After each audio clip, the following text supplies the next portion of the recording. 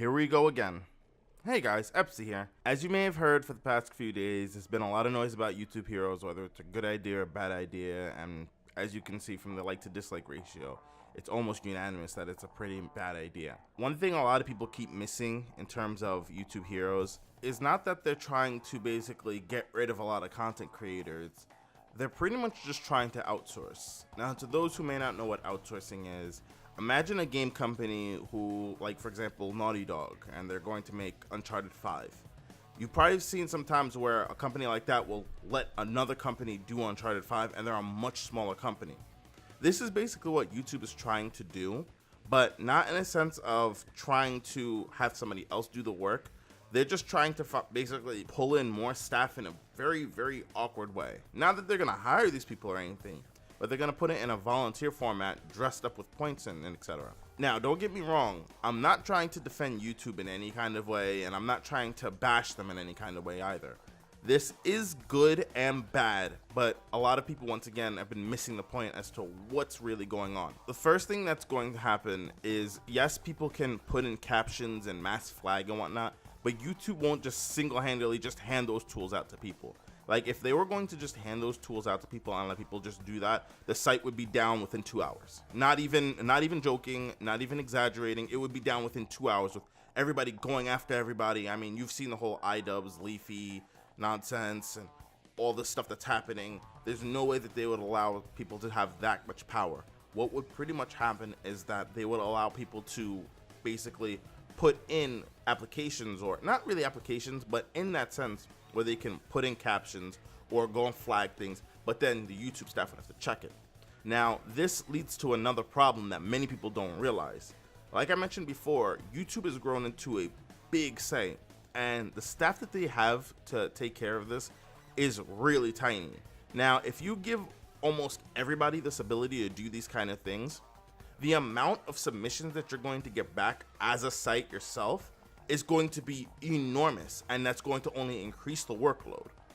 And another problem that I see with this is the ease of access to become a YouTube hero.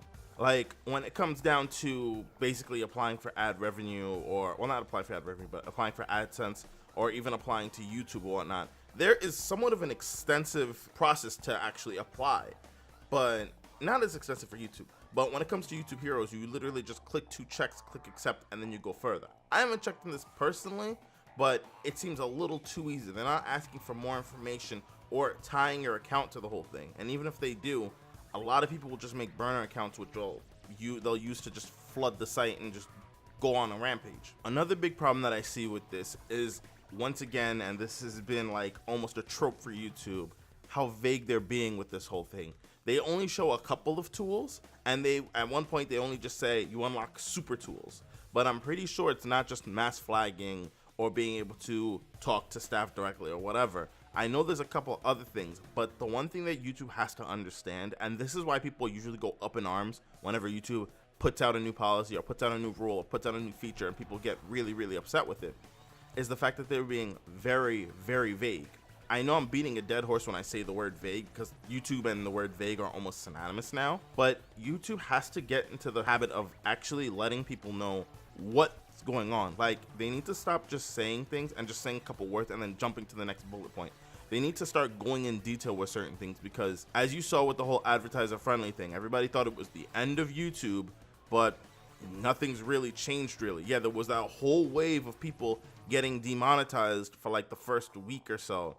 But then, haven't you noticed it's gotten really quiet now? You don't really hear anybody going into an uproar about their videos being demonetized. The same thing's gonna happen with this. YouTube's not dying, and I hate having to say that every single time whenever YouTube does something like this. But it's just, YouTube is either going to A, pull this feature or pull this whole program and throw it out the window, or B, implement it but keep tweaking along the way, or C, have somebody finally join that's big, like for example H3H3 or somebody like that, and they're going to go and explain what the whole process is and how it's going to work. If you want my opinion, yes, this is a great idea, but the delivery and the implementation of it and its timing is really poor. If this was something that happened maybe 3 years ago, then trust me, nobody would really be batting an eye. People would just be doing it and nobody would really care. but it's the fact that we have all these drama channels, the fact that we have all these roast channels, or all these, like, in a sense, toxic commentaries that are around, that people are actually going up in arms about this. And one thing YouTube seems to forget all the time is that you're not public television. You can't try to compete with that. Yes, people are leaving. Like, they actually, if you actually look this up, people are actually canceling their services for TV and whatnot, or cable TV, and switching to the internet, like Netflix and Hulu. And YouTube is one of the, in a sense, competitors. But the one thing that YouTube has to understand is it's not like Netflix or like Hulu, where you have shows and you have scheduled things that go up. Yes, you put in YouTube Red, but nobody really gives a damn about that. The thing that it really made you who you are is your raw content, is the fact that you allow people to speak their mind and be themselves. Now, once again, with the advertiser friendly thing, trying to change how people are, and then putting this into play, this is a bad combination, and you just got out of the storm with the advertiser friendly thing. YouTube really needs to sit down and start being very straightforward with people. Like, even if you have to, because their video is like a minute and a half explaining this whole thing, which is really, really small. It's really, really short. It shouldn't be this short. If you're explaining a process like this, it should be at least 6-7 minutes explaining everything in detail. It doesn't have to go full blown, but it has to go into enough detail where people kind of understand where you're coming from. Then they go and they can click on a link in the description, and then they can read the rest for themselves if they choose to, or if they're interested. Like, basically what YouTube has a big problem with now is, imagine YouTube saying they're getting rid of the ability to put custom thumbnails into your videos, and that's it. But then after 4 days of announcing that, they put the ability to put a small GIF, or GIF, however you like to pronounce it, or a small video as your thumbnail, so that way you can have animated thumbnails. That would be a cool addition, but the fact that they didn't announce it right at the beginning would put people into an uproar. People would automatically start getting mad. But this is what YouTube keeps doing with everything they're doing. They're not really telling you why they're doing something, or telling you the whole process as to what's going to happen with the fact that they're doing this. Now, I hope this clears up a lot of the noise that's surrounding this, because no offense, from all the videos that I've been seeing from people, like, once again, not trying to sling mud or trying to bash anybody, like H3, Leafy, and PewDiePie and them, I feel like they're not really addressing the issue or trying to tell YouTube what's wrong.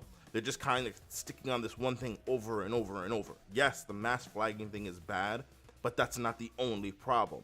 If this program actually goes into full effect, we're going to hear less from YouTube. We're going to hear less from etc. like this.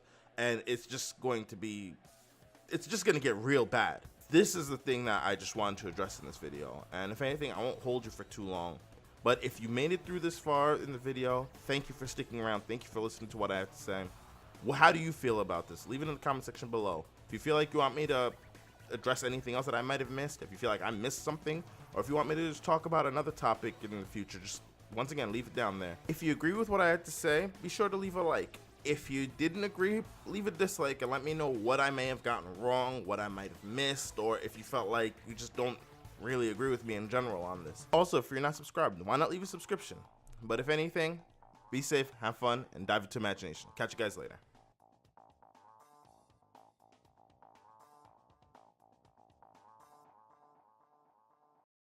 Looks a lot like Super Robot Wars, and it looks a lot like Metal Slug, and the creators actually